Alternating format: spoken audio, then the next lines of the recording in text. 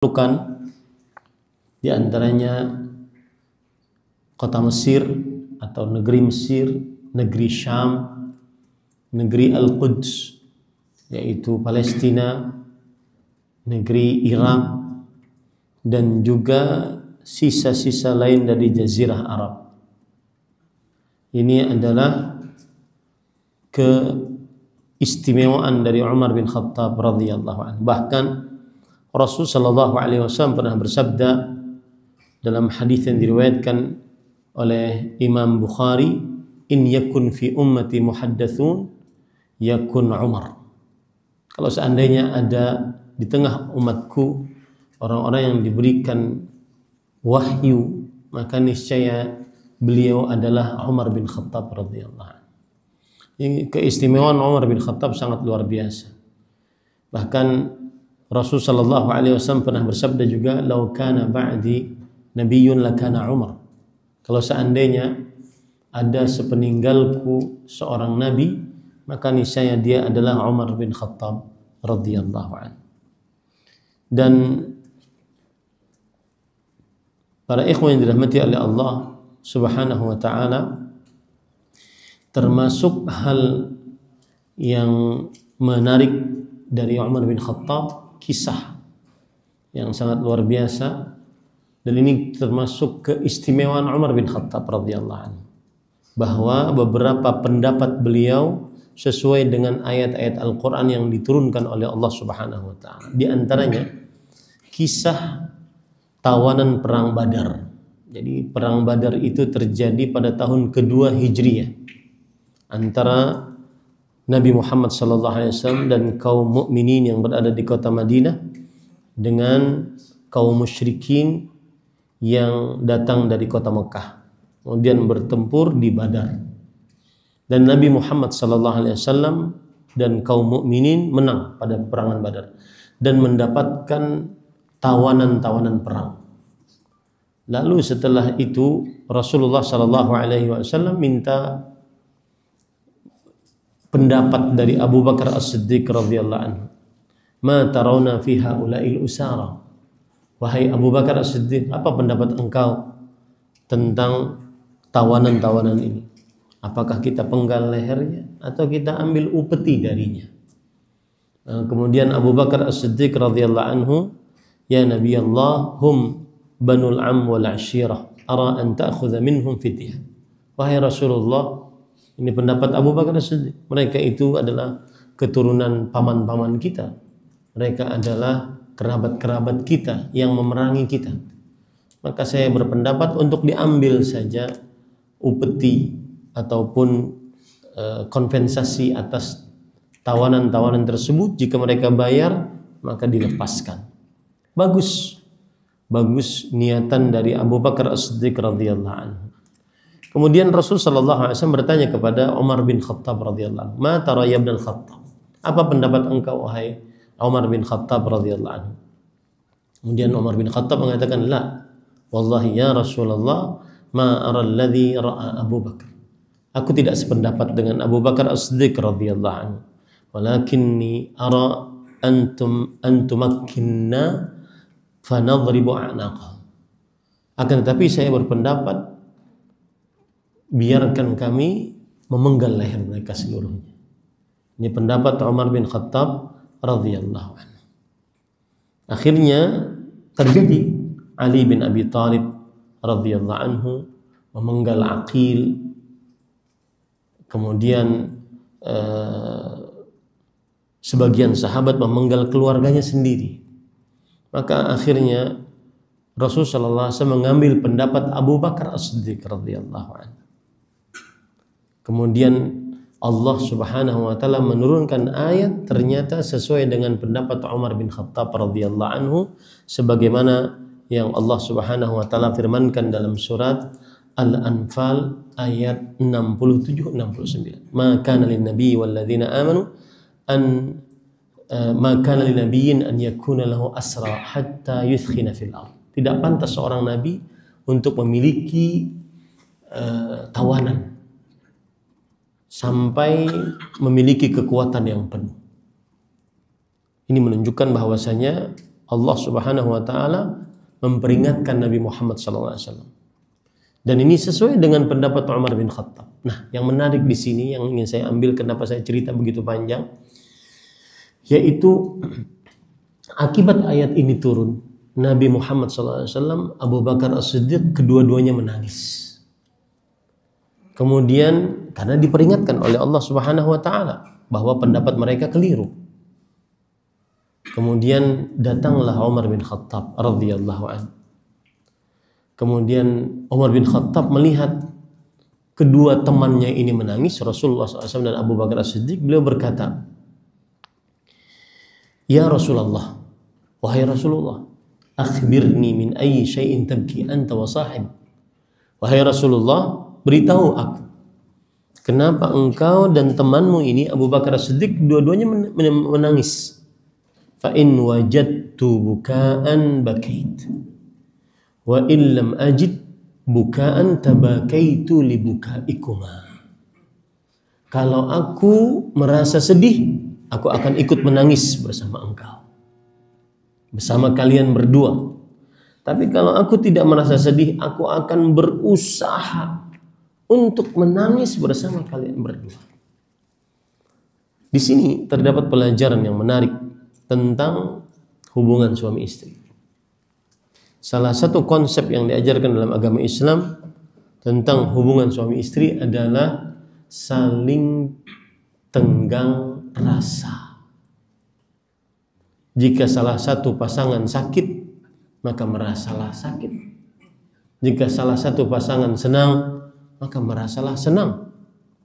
Lihat teman yang hakiki.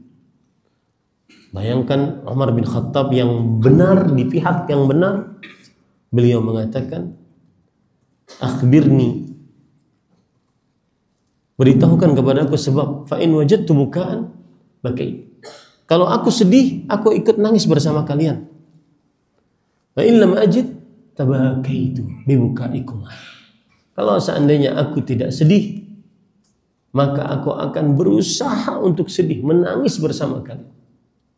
Itu konsep yang diangkat di antara dua orang yang saling berteman karena Allah Subhanahu wa taala. Dan pertemanan yang paling indah adalah antara suami dan istri. Di dalam Al-Qur'an Allah menyebutkan istri dengan kata sahibah. Sahibah artinya adalah bestie, teman paling terdekat. Maka seorang suami keliru ketika dia ngobrol lebih banyak dengan orang di luar rumah dibandingkan orang yang di dalam rumah, yang bersabar dengan segala macam kekurangan yang dimiliki oleh suami.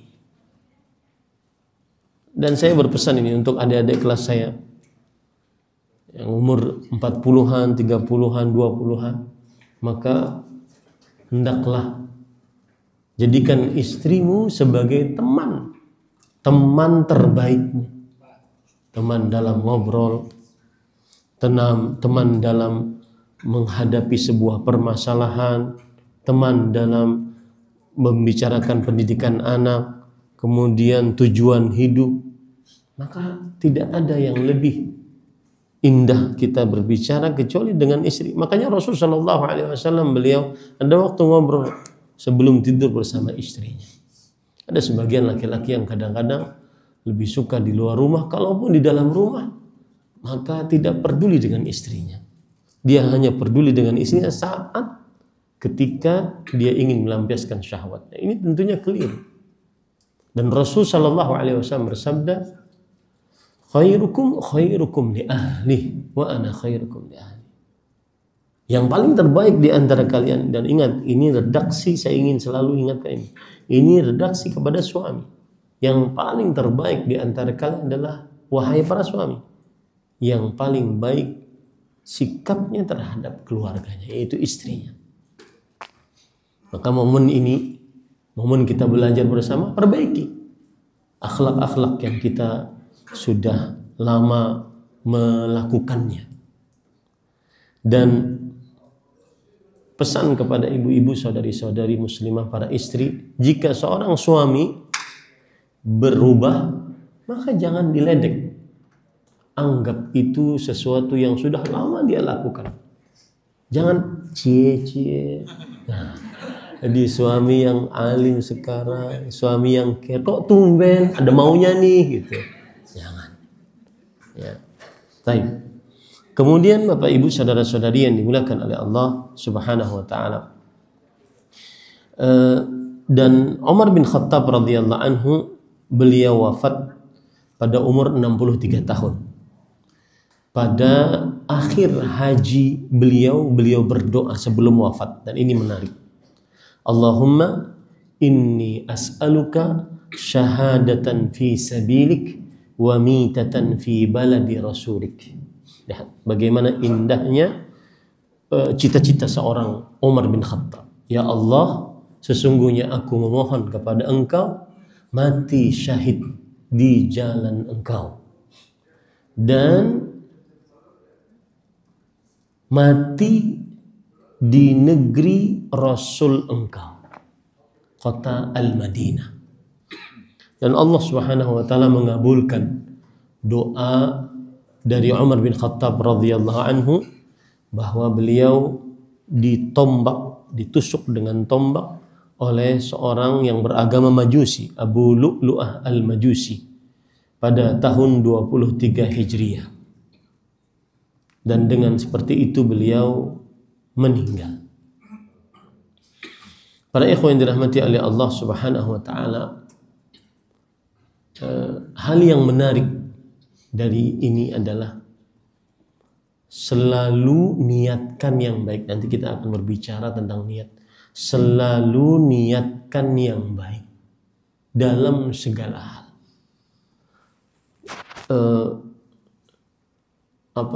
Gunakan qalbu kita itu untuk niat-niat yang baik. Hal ini sebagaimana wasiat dari Abdullah bin Ahmad bin Hanbal. Abdullah bin Ahmad bin Hanbal diwasiati oleh bapaknya, Ahmad bin Hanbal, Imam Ahlus Sunnah wal Jamaah. Beliau mengatakan, inwil khair fa innaka la tazalu bi khair ma nawaital khair. Niatkan yang baik dimanapun kita berada. Niatkan yang baik. Sesungguhnya engkau akan selalu di dalam kebaikan selama engkau berniat.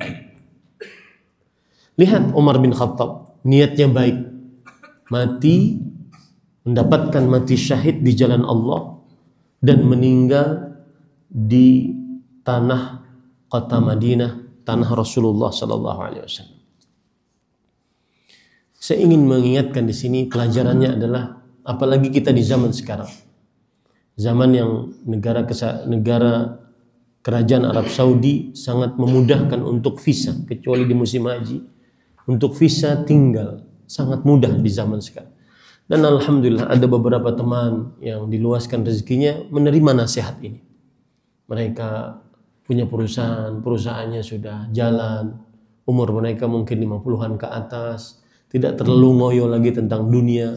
Akhirnya mereka nyewa apartemen di Madinah, beli rumah di Madinah, ke Indonesia hanya sekedar nengok perusahaan sebentar, habis itu pulang lagi.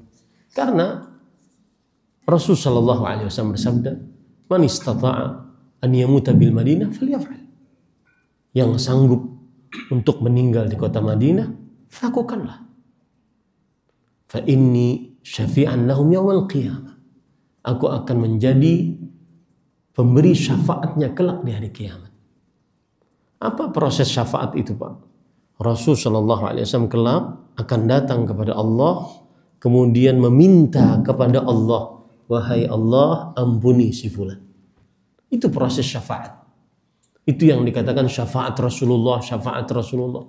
Itu maksudnya. Allah akan datang kepada Allah, Rasul sallallahu alaihi wasallam akan datang kepada Allah memohon agar orang tersebut diampuni dosanya oleh Allah Subhanahu wa taala. Nah, ini sedikit tentang kekhalifahan Umar bin Khattab radhiyallahu anhu, dan pelajaran-pelajaran yang begitu menarik yang kita ambil dari seorang Umar bin Khattab radhiyallahu anhu. Adapun hadis yang kita pelajari, Bapak Ibu, saudara-saudari yang dimuliakan oleh Allah Subhanahu wa taala, hadis ini Poin yang kedua tadi, poin yang pertama adalah saya membacakan sejarah sahabat Rasulullah SAW. Kemudian poin yang kedua, urgensinya hadis yang kita pelajari. Apa urgensinya hadis yang kita pelajari ini? Yang pertama, perkataan Imam Bukhari. Siapa namanya tadi? Muhammad bin Ismail. Imam Bukhari mengatakan, "Laisa fi akhbarin Nabi sallallahu alaihi wasallam syai' ajma'a wala aghna wala aktsara faida min hadzal hadis." Tidak pernah ada di dalam hadis-hadis Rasul sallallahu alaihi wasallam satu hadis pun yang paling komplit, paling lengkap, paling banyak faidahnya daripada hadis ini, hadis yang pertama. Makanya wajar Imam An-Nawawi rahimahullah, beliau menyebutkan hadis yang pertama yang beliau mulai 40 hadis paling penting dalam pondasi dasar agama adalah hadis ini. Imam Nawawi rahimahullah juga berkata, "Hadza haditsun muttafaqun ala sihhatih, mujma'un ala 'idhami mawqi'ihi wa jalalatihi, wa ahadul ahadits allati 'alaiha madarul Islam." Hadis ini disepakati oleh para ulama kesahihannya, dan disepakati oleh para ulama agungnya kedudukan hadis ini. Dan hadis ini salah satu hadis yang merupakan sumber ajaran Islam. Sumber ajaran Islam. Para ulama mengatakan, para ikhwan yang dirahmati oleh Allah, Imam Syafi'i di antaranya, Muhammad bin Idris Asy-Syafi'i. Beliau mengatakan, "Hadzal hadis thuluthul ilm." Hadis ini sepertiga ilmu. Kenapa demikian? Karena kita ini orang Islam beramal dengan 3 hal: lisan, qalbu, dan anggota tubuh kita. Maka hadis ini tentang niat berkaitan dengan qalbu seseorang. Makanya disebut dengan sepertiga ilmu. Kalau ditanya mengapa hadis niat ini disebut sebagai sepertiga ilmu, karena dia berkaitan dengan salah satu anggota tubuh kita yang kita dengannya beramal saleh. Lisan, qalbu, dan anggota tubuh. Dan niat erat kaitannya dengan qalbu kita. Makanya disebut dengan apa? Dengan hadis sepertiga ilmu dari agama Islam. Taib. Bapak Ibu saudara-saudari yang dimuliakan oleh Allah Subhanahu wa taala. Poin selanjutnya, apa sebab keluarnya hadis ini dari mulut Rasulullah sallallahu alaihi wa ala alihi wasallam? Sebabnya diceritakan oleh Al-Hafidh Ibnu Hajar yang bermadzhab Syafi'i, ulama Islam abad ke-9 Hijriah. Beliau berkata, ruya atau rawa Sa'id bin Mansur bi sanad Abdullah Mas'ud radhiyallahu anhu qala, "Man hajara yabtaghi syai'an fa innama lahu dzalik. Hajara rajulun liyatazawwaj imra'ah yuqalu laha Ummu Qais, fa kana yuqalu lahu muhajir Ummi Qais." Hadis ini sebabnya adalah perkataan sahabat Rasul sallallahu alaihi wasallam, barang siapa yang berhijrah, berpindah dari satu tempat, kalau dulu dari Mekah ke kota Madinah, dari kota kesyirikan ke kota keislaman. Barang siapa yang berhijrah menginginkan sesuatu, maka ia akan mendapatkan yang dia inginkan. Ada seorang lelaki yang berhijrah karena ingin menikahi Ummu Qais. Seorang lelaki berhijrah seperti zaman sekarang. Sebagian, kita tidak menuduh ya, sebagian ada yang masuk Islam karena ingin menikah dengan seorang perempuan. Nah, ini ada yang berhijrah karena ingin menikahi seorang perempuan yang bernama Ummu Qais.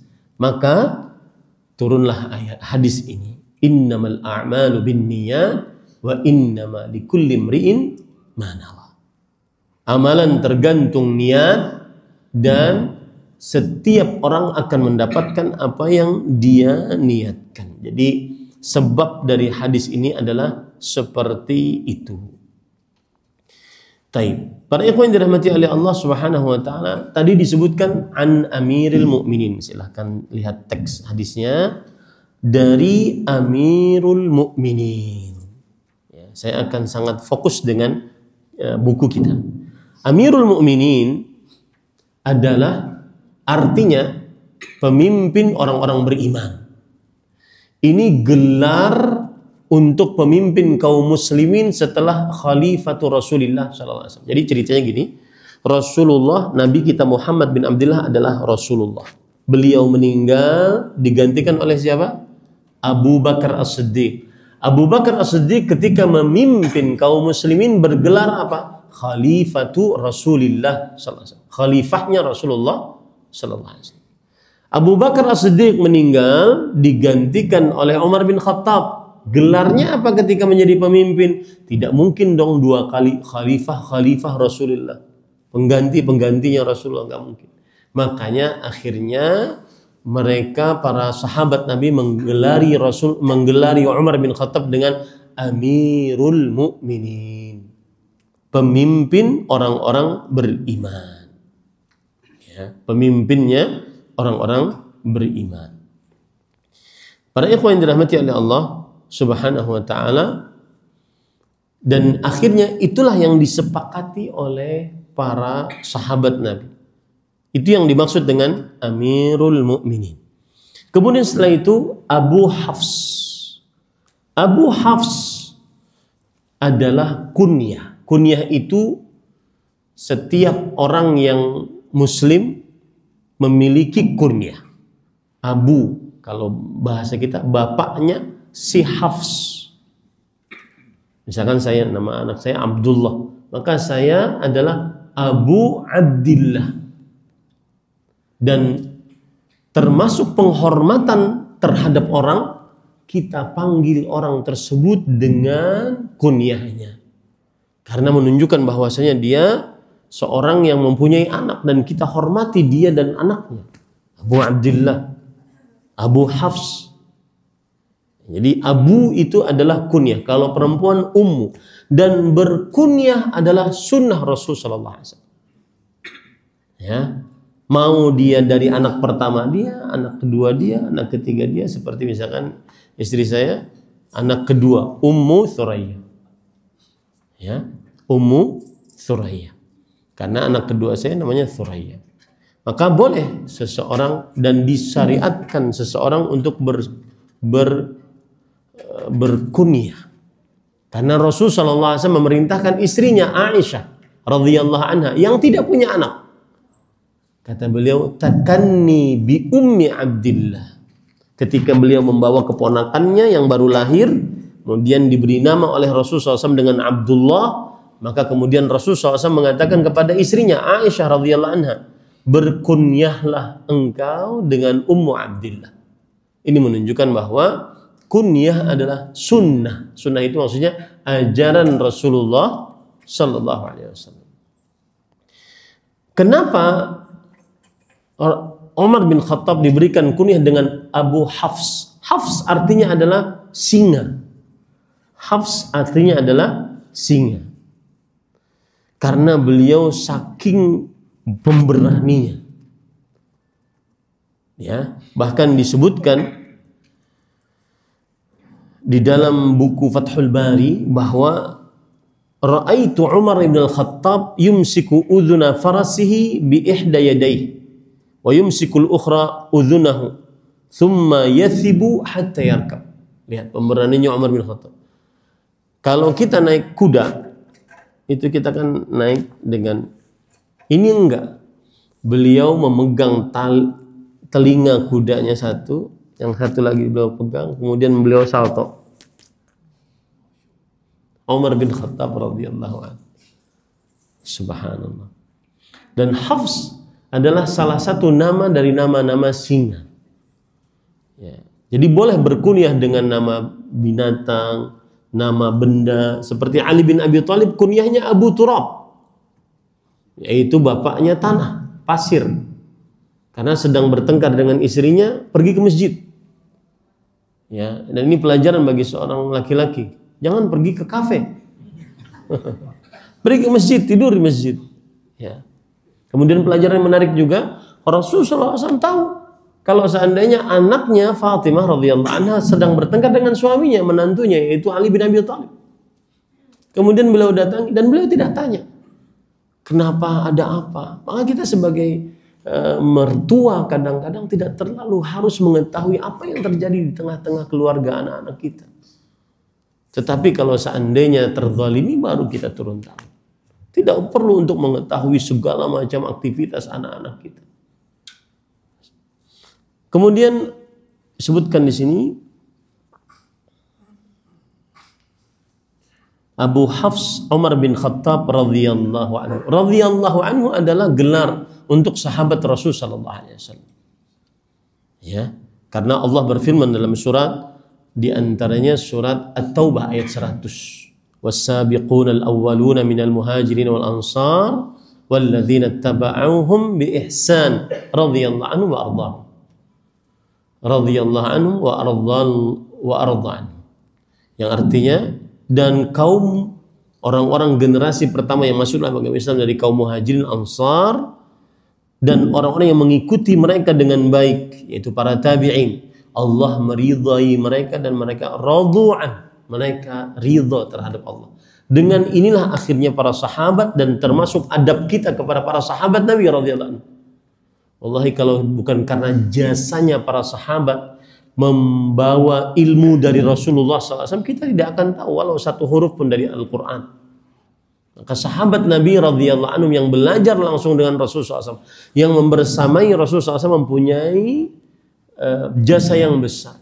Dan gelar mereka yang merupakan, kita baca, kalau baca nama mereka maka diadabkan bagi seorang muslim untuk membaca radhiyallahu anhu. Umar bin Khattab radhiyallahu, Abu Bakar As-Siddiq radhiyallahu anhu, dan seterusnya seperti itu.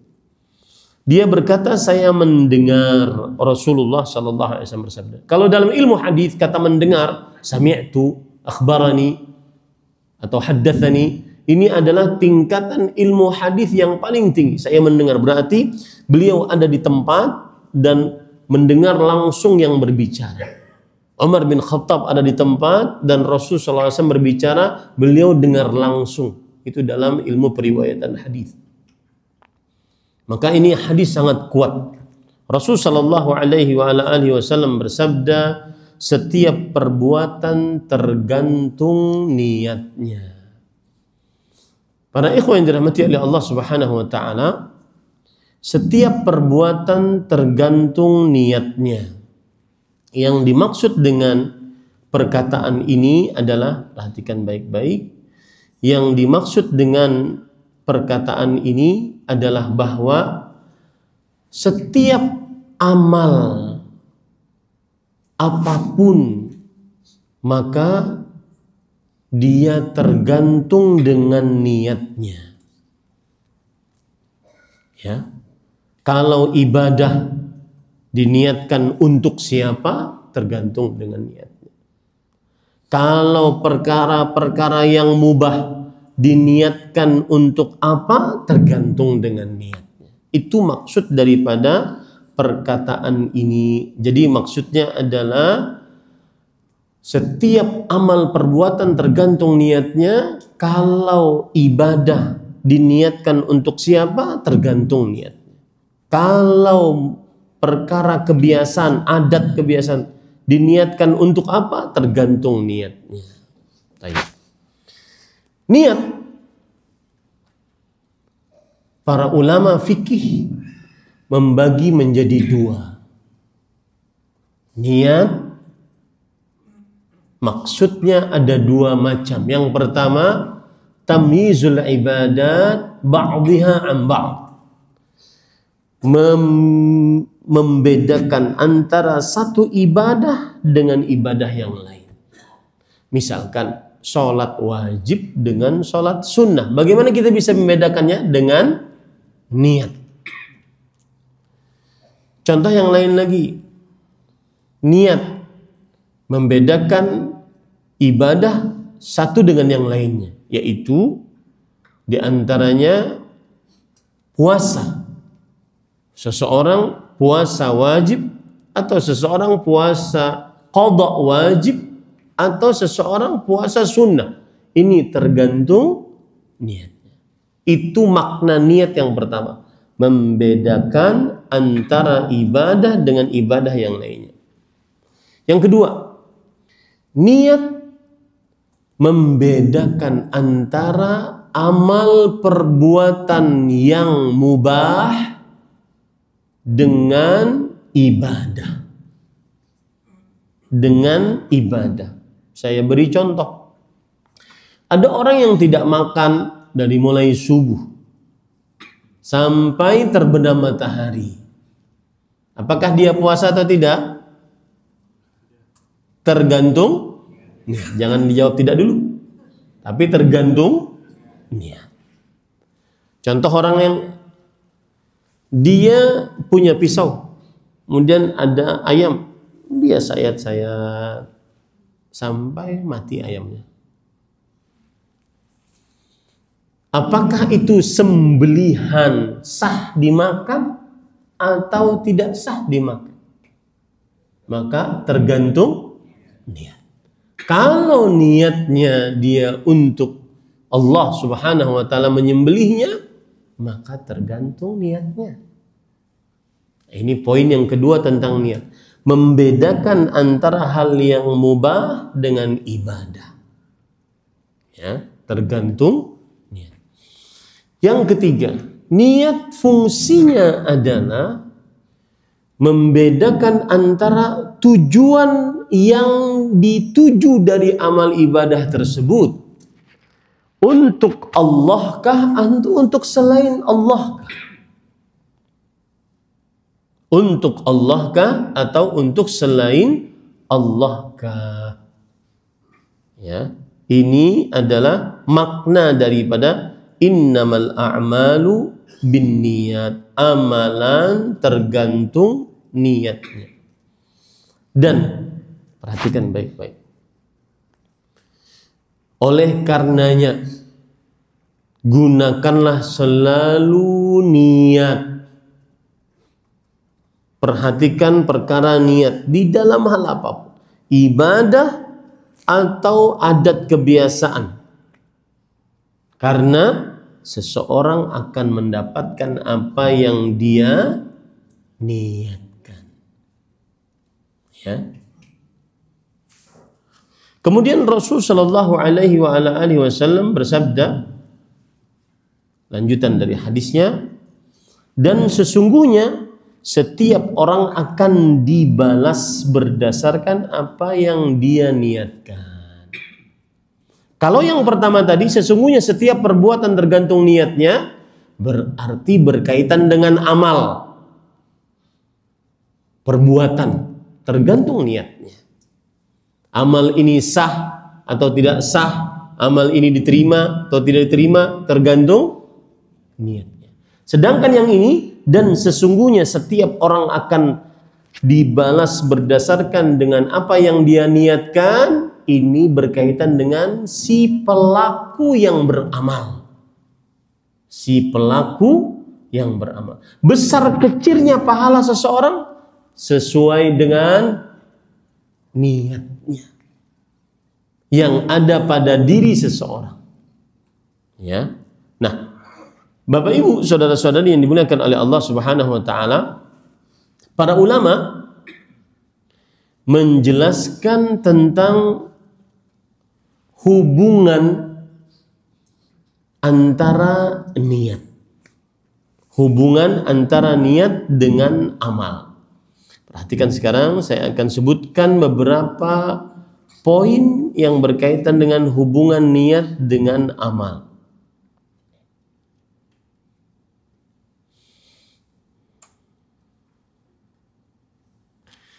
Ada 11 perkara hubungan niat dengan amal. Yang pertama, ini yang ditanyakan tadi oleh Ustadz, saya ingin bertanya tapi saya nggak niat itu gitu. Ya, ini perkaranya. Amal baik yang mengikuti niat baik. Ada niat baik diikuti oleh amal baik. Maka ini yang paling tinggi. Ini yang paling bagus. Niatnya baik, diikuti dengan amal yang baik. Ini yang paling bagus. Allah berfirman dalam surat Al-Mulk ayat 2. Liyabluwakum ayyukum ahsanu amala.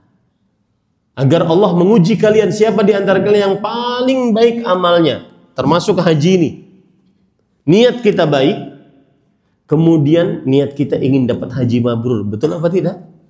Kemudian kita ikuti dengan mengerjakan ibadah haji seikhlas mungkin dan sesuai dengan sunnah Rasulullah.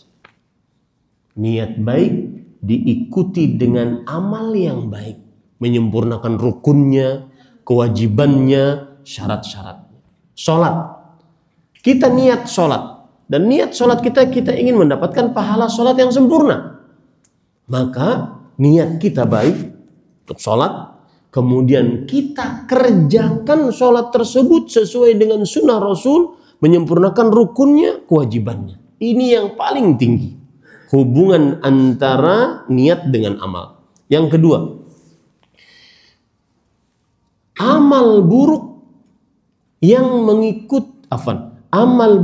mengikuti niat yang buruk. Niatnya sudah buruk, jelek, ditambah lagi dengan amal yang buruk. Saya beri contoh. Misalkan dia berzina, ada niatan untuk berzina, na'udzubillah. Kemudian dia tambah dengan amalnya tadi. Nah, ini paling buruk sudah. Memang dia lakukan niat buruknya tadi. Memang dia lakukan niat buruknya tadi. Contoh yang lain lagi. Dia ingin berbuat zalim, terutama di sini Pak, saya ingatkan di tanah suci ya. Allah berfirman dalam Al-Qur'an, "Wa man yurid fihi bi ilhadin bi dzulmin nudziqhu min adzabin alim." Siapa yang menginginkan untuk berbuat kezaliman di tanah suci, baru niat, belum dia lakukan, maka kami akan siksakan kepada dia dengan siksa yang pedih. Baru niat Pak, belum dilakukan. Ini beda di luar tanah suci, baru niat tidak dianggap.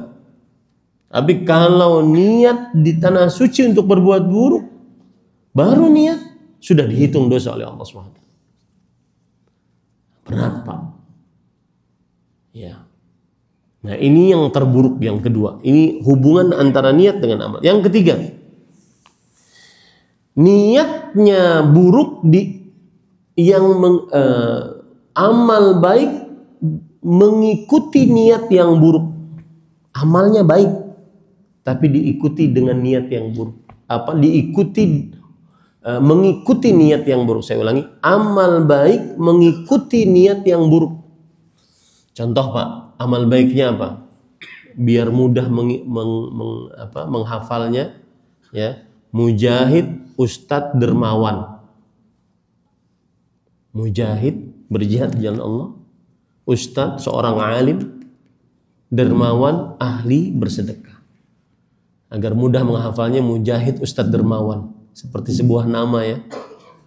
Atau Ustadz Mujahid dermawan.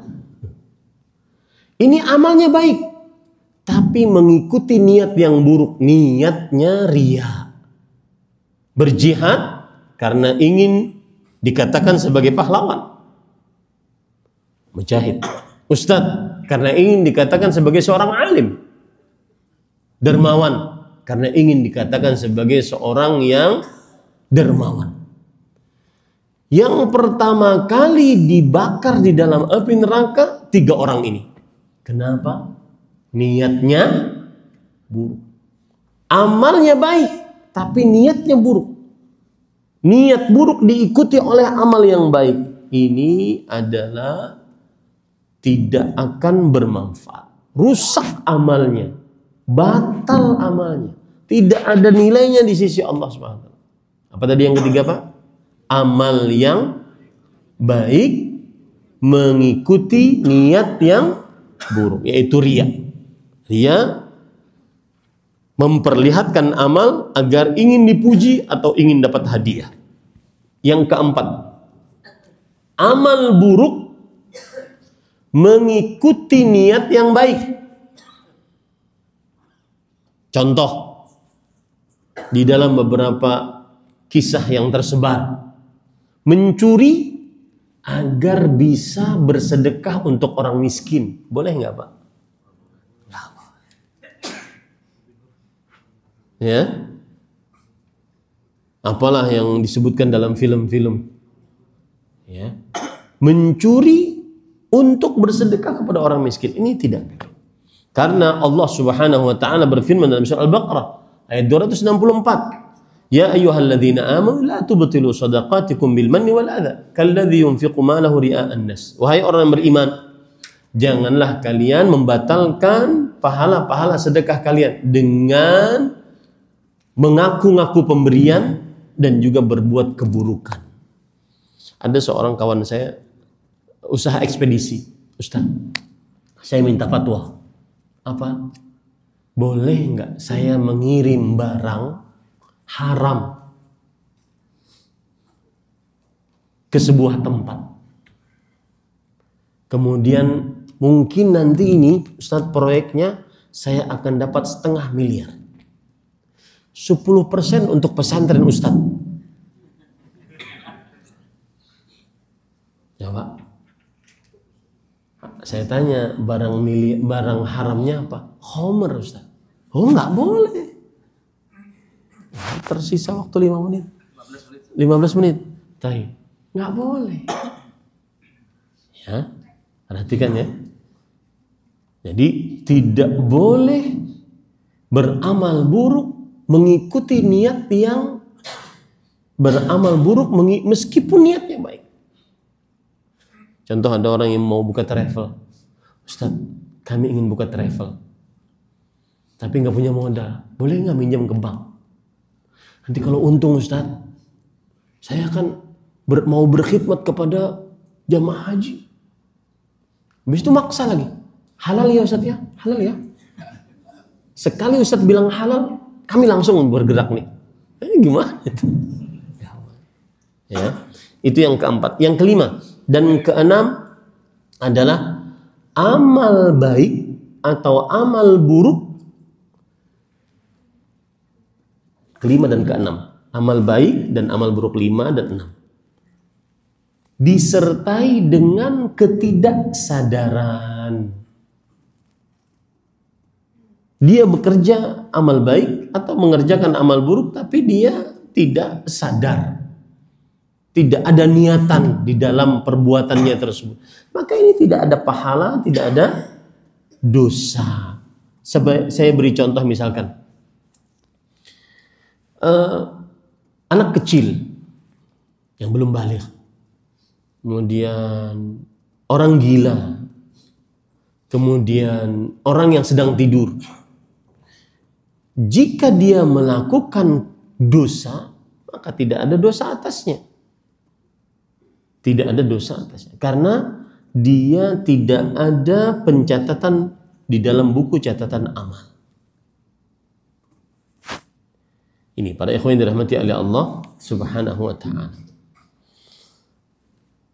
Contoh yang lain, itu tadi mengerjakan dosa ya. Kalau mengerjakan kebaikan, meninggalkan maksiat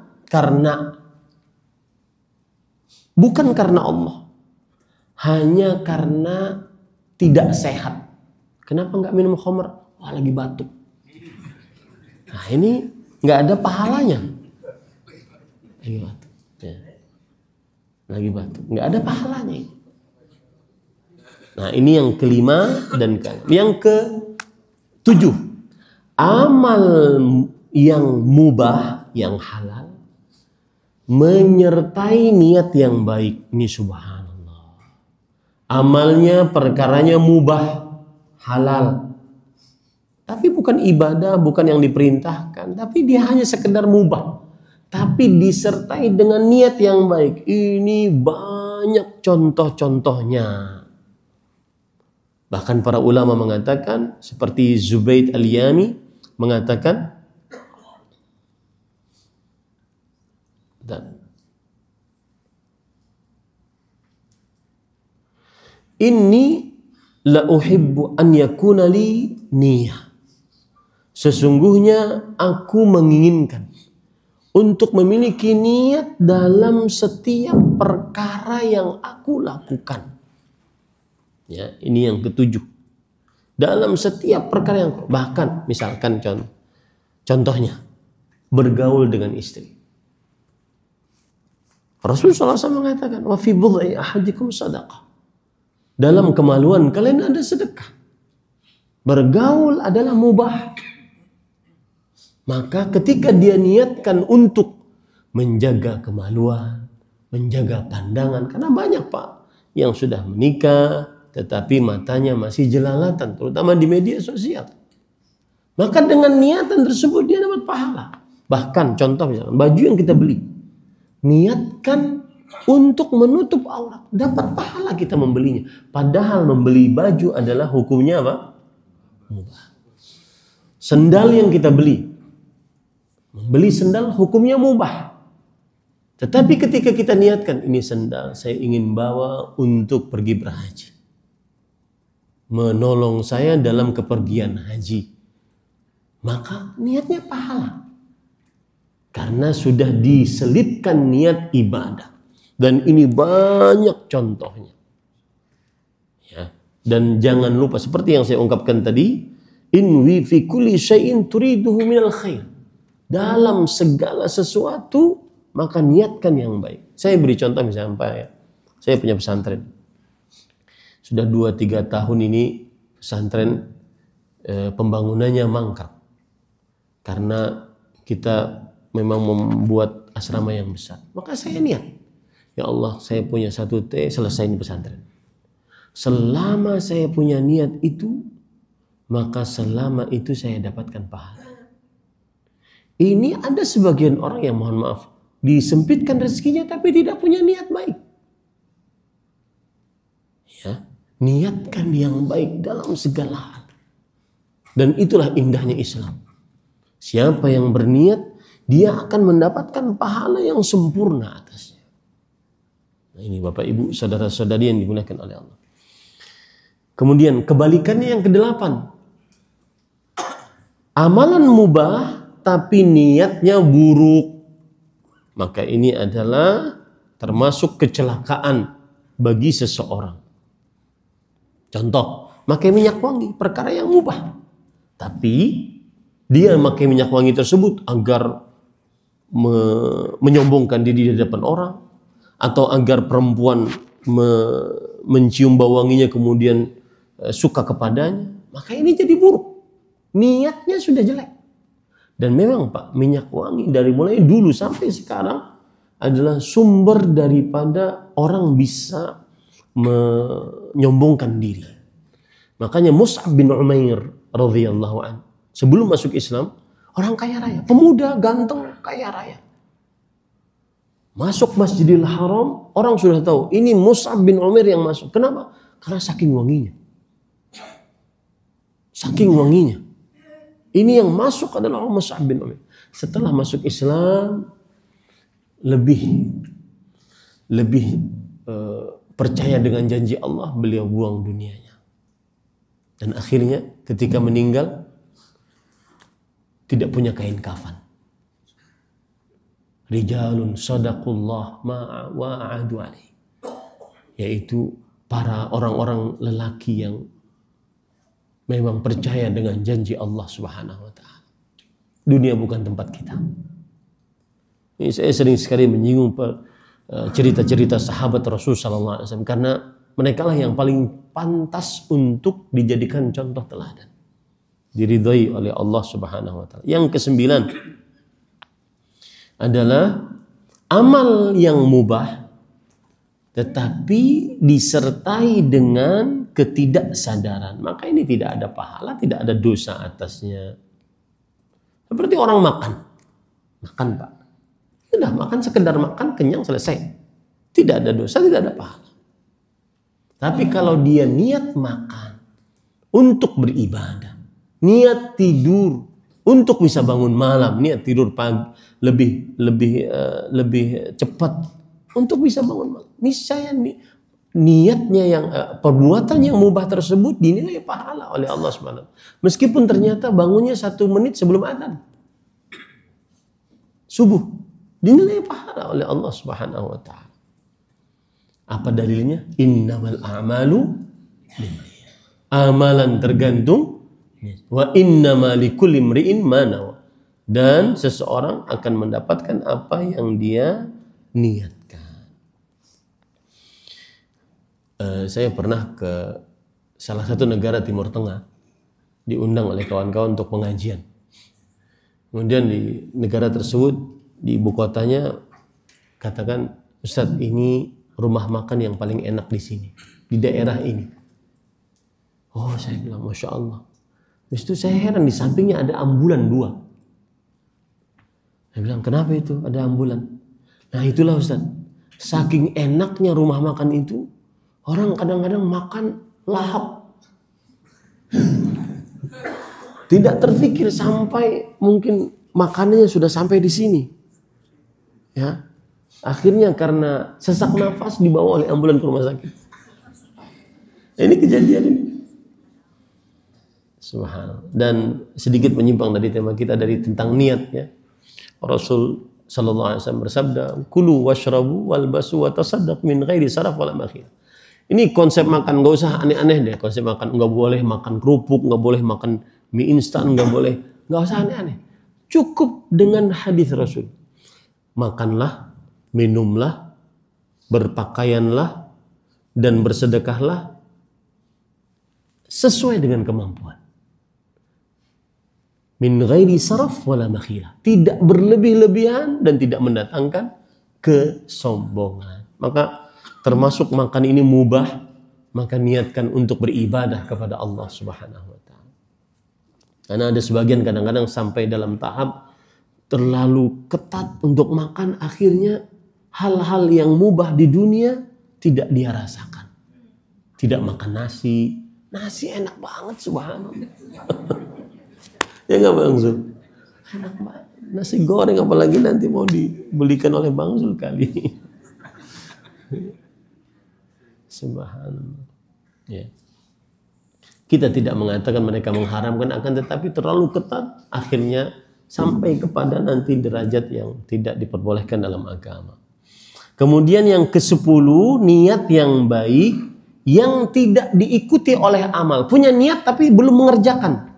Ini dapat pahala yang sempurna sebagaimana hadis Rasulullah SAW, "Man hamma bihasanah falam ya'malha katabahallahu lahu 'indahu hasanatan kamilah." Yang berniat baik, Allah tuliskan pahalanya sempurna di sisinya kalau dia belum mengerjakan. Subhanallah. Indahnya agama Islam. Dan saya dapat pemahaman menarik di sini dari Syekh kami, Fadilat Syekh Profesor Dr. Abdul Razak. Beliau mengatakan begini, perhatikan Pak ya. Terutama Bapak Ibu yang banyak amal ibadah. Banyak puasa sunnah, banyak khatam Quran, banyak sedekah, banyak haji, umroh, banyak pahala. Maka perhatikan baik-baik. Seharusnya siapapun dia, kalau dia muslim, niscaya pahala amal solehnya lebih banyak ditimbangan kelak daripada dosanya. Kenapa?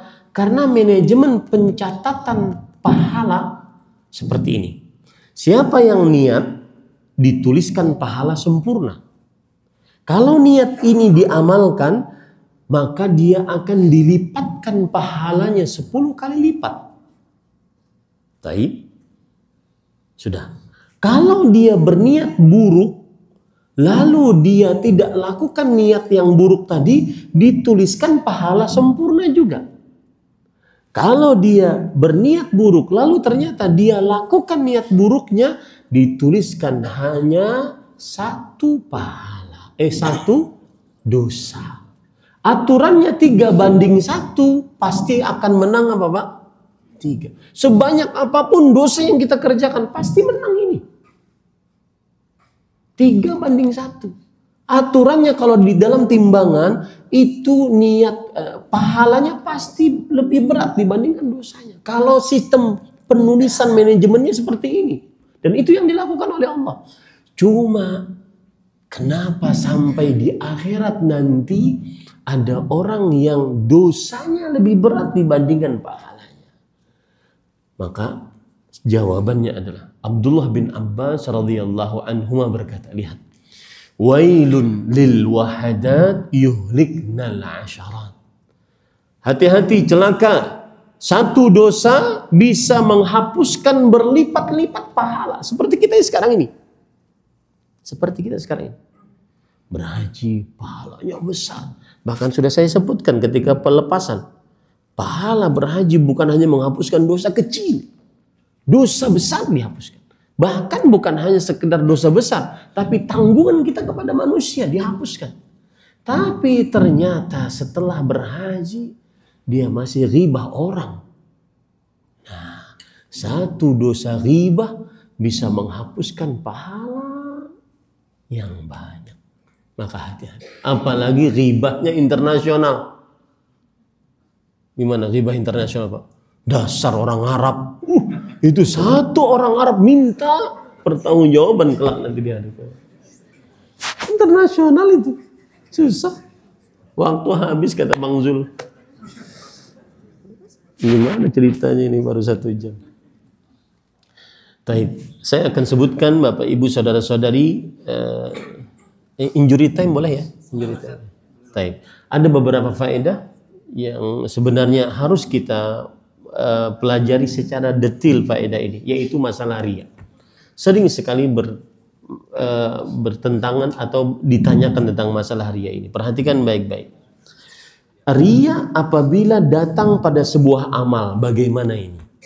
Saya ingin jelaskan dulu, riya itu adalah memperlihatkan amal, atau lihat kata ataunya, garis bawahi, atau memperbagus amal untuk dapat pujian atau dapat hadiah. Itu pengertian riya.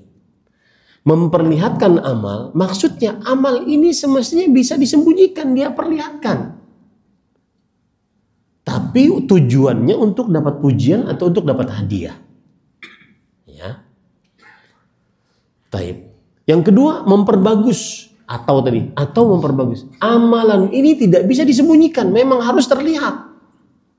Tetapi dia perbagus demi pujian, demi hadiah. Contoh misalkan, kenapa nggak ke masjid Jumatan? Takut riya saya. Ini gimana ceritanya? Nggak bisa. Harus terlihat. Tapi jangan diperbagus. Jangan bikin status indahnya sholat Jumat berjamaah. Gak ada orang sholat Jumat sendirian. Ya. Apalagi nanti ketika wukuf di Arafah. Ya. Hati-hati foto-foto. Aturan sembunyikan. Kalaupun harus terlihat, maka jangan diperbagus. Nah itu riya. Nah, bagaimana hubungannya ketika dia masuk ke dalam amal? Perhatikan baik. Yang pertama, ini kalau boleh ditulis adalah pembagian riya yang masuk ke dalam sebuah amal perbuatan. 1. Riya yang benar-benar murni riyanya. Kalau bahasa Syekh kami, riyanya ikhlas. Itu gimana riyanya ikhlas? Jadi ada cerita dulu, Syekh kami bercerita, ada orang masuk dari luar Masjid Nabawi. Masuk, kemudian masuk dia sekitar 3 orang gitu. Yang satu mulai ambil posisi, ambil pose untuk berfoto. Baik, masuk langsung sujud. Langsung tahiyat. Nggak pakai sholat. Akhirnya foto sana, foto sini, depan belakang. Ini kata Syekh kami, riyanya ikhlas. Murni banget riyanya. Tidak ingin kecuali hanya pujian manusia. Ya. Dan ini seperti orang munafik. Allah Subhanahu wa taala berfirman dalam surah An-Nisa ayat 142. Wa idza qamu ila shalah qamu kusala yura'una an-nas wa la yadhkuruna Allah illa qalila. Yang artinya, dan jika orang-orang munafik bangun mendirikan sholat, mereka bangun dalam keadaan malas. Kenapa malas? Mereka riya dalam sholatnya, ingin dilihat agar dipuji, atau memperbagus agar dipuji atau dapat hadiah. Orang munafik paling berat sholatnya sholat subuh, sholat isya, karena dulu tidak ada listrik. Kalau sudah matahari terbenam, maka yang ada gelap, tidak ada yang lihat. Akhirnya mereka malas karena nggak ada yang lihat, malas banget. Makanya saya pesan Pak terhadap diri pribadi sebelum Bapak Ibu, apabila kita sedang malas, bahkan saat di tanah suci, coba bayangkan, malas saat di tanah suci, maka murojaah, kembalikanlah niat itu, atau koreksilah, periksa kembali. Murojaah itu artinya periksa kembali niat tersebut. Sudah di tanah suci masih malas, malas qabliyah ba'diyah, malas baca Quran, malas tahajud. Apalagi ini kita punya waktu jet lag, biasanya kan jam 12 atau jam 2 sudah pada bangun. Betul apa betul? Sudah nggak enak tidur karena di Indonesia sudah siang, sudah pagi. Maka itu adalah salah satu keindahan orang yang datang dari Indonesia ke Arab Saudi. Malas sangat identik dengan kemunafikan, dan kemunafikan sangat identik dengan riya. Saya beri contoh Pak, mohon maaf. Kita habis sholat wajib, kadang kan kita ba'diyah. Kalau di masjid ba'diyah semangat. Tapi kalau sudah di dalam kamar atau masuk ke rumah, kalau di Indonesia lepas peci, lepas baju, jenggot lepas. Malas. Kenapa? Nggak ada yang lihat. Makanya benar hadis Rasul sallallahu alaihi wasallam, sadaqar Rasul sallallahu alaihi wasallam. Beliau mengatakan, afdhalus salawat fi baitihi illa al-maktubah. Afdhalus salatir rajul fi baitihi illa al-maktubah. Seutama-utama salat seseorang di rumahnya kecuali salat wajib. Kenapa? Karena di situ tantangan keikhlasan, nggak ada yang lihat. Tapi sekarang susah, meskipun di dalam rumah susah. Ya, bikin status setelahnya, indahnya tahajud di Mekah, mantap. Bang Zul, ya. Itu poin pertama. Poin yang kedua, di riya murni itu batal amalnya dari A sampai Z-nya. Riyanya murni, batal amalnya dari A sampai Z-nya. Yang kedua, an yakunal amal lillah wa yusyariku riya min asli. Niatnya atau amalnya karena Allah, tapi niatnya dari asalnya riya. Dari asalnya riya, maka ini sama, batal pahala amalnya. Dari asal niatnya sudah riya. Ya. Kemudian yang ketiga, an yakunal amal lillah thumma tara alaihi ar-riya fi asna'i. Dia sholat, beramal, yang ketiga ini, beramal karena Allah, lalu datang riya di tengah-tengah amal. Nah, ini yang sering terjadi. Sholat rakaat pertama, rakaat kedua datang calon mertua, sujud lama, ruku hampir miring-miring. Nah, ini bagaimana? Maka jawabannya, para ikhwan yang dirahmati oleh Allah Subhanahu wa taala, para ulama menjelaskan bahwa kalau ada orang seperti ini, sholat rakaat pertama ikhlas karena Allah, rakaat yang kedua datang riya, ingin pujian, ingin hadiah, maka kalau dia biarkan perasaan itu sampai akhirnya, batal amalnya dari awal sampai akhirnya.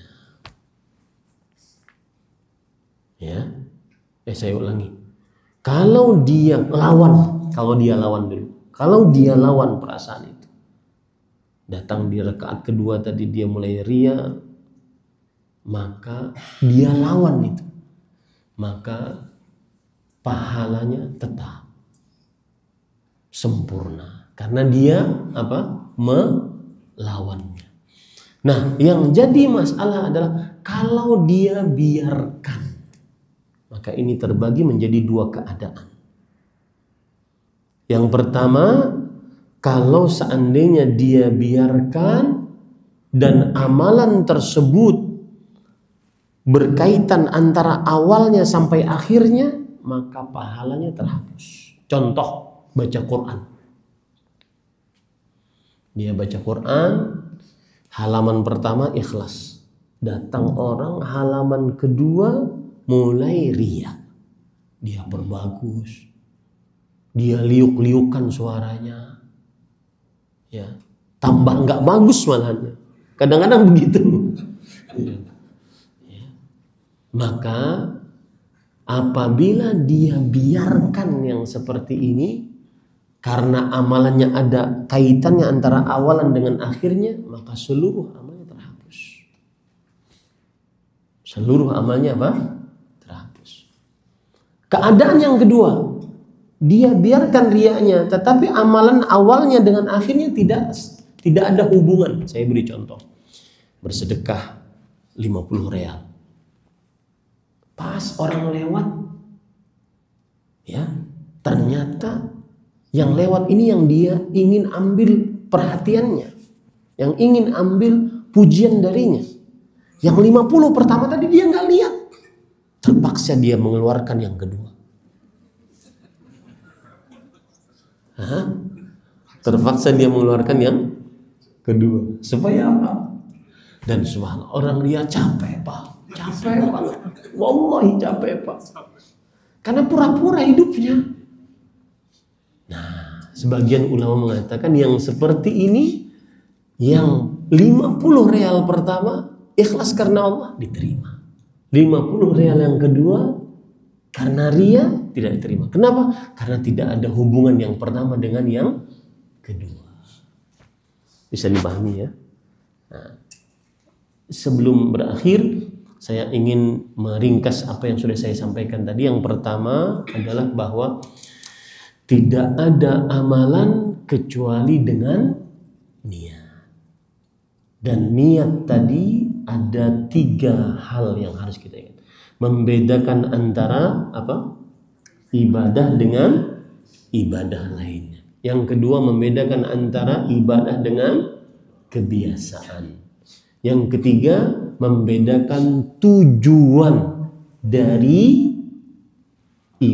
amal perbuatan tersebut. Apakah untuk Allah ataukah tidak untuk Allah Subhanahu wa ta'ala.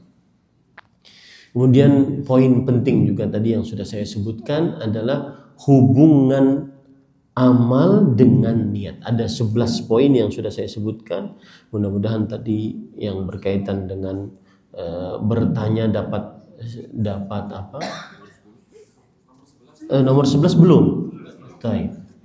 Saya tambahkan ya, nomor 11-nya yaitu niat buruk tapi tidak disertai dengan amal. Hanya niat buruk saja tapi tidak disertai dengan amal, maka ini tidak ada dosa atasnya, bahkan diberi pahala kalau dia tidak jadi melakukan niat buruk tadi, kalau karena takut kepada Allah Subhanahu wa ta'ala. Kemudian poin yang saya sebutkan tadi, hubungan riya dengan amal, rinciannya tadi yang sudah saya sebutkan. Yang pertama, riyanya ikhlas, murni riya, ini benar-benar terhapus amal. Yang kedua adalah amalannya dari dasarnya, dari asalnya riya. Ya, ini juga terhapus amalnya. Yang ketiga yaitu apabila ada amal yang awalnya karena Allah kemudian datang riya. Nah, apabila dia tolak riyanya tersebut sampai akhir beramal, selamat amalnya. Tapi kalau seandainya dia biarkan riyanya tadi, maka dibagi menjadi dua keadaan. Kalau ada hubungan antara awal amal dengan akhir amal, maka amalannya terhapus seluruhnya. Kalau tidak ada hubungan, seperti sholat dengan wudhu, wudhunya ikhlas, pas sholatnya nggak ikhlas, ada hubungan nggak ada. Maka pada saat itu yang sholatnya saja yang ada riyanya yang terhapus amalnya. Nah, demikian. Ini yang, dan saya pesan sekali lagi untuk diri pribadi, inwil khair fa innaka la tazalu bi khair ma nawaital khair. Niatkan yang baik selalu. Engkau akan selalu dalam kebaikan selama berniat baik, meskipun belum beramal. Ini adalah pesan Imam Ahmad kepada anaknya, dan pesankan itu juga kepada anak-anak kita. Pesan orang-orang saleh kepada anaknya yang saleh juga. Niatkan yang baik, engkau akan selalu berada dalam kebaikan selama niatmu baik. Demikian tambahan injury time-nya 15 menit Bang Zul. Allahu a'lam. Baik, Ustaz, atas ilmunya. Insyaallah mudah-mudahan ini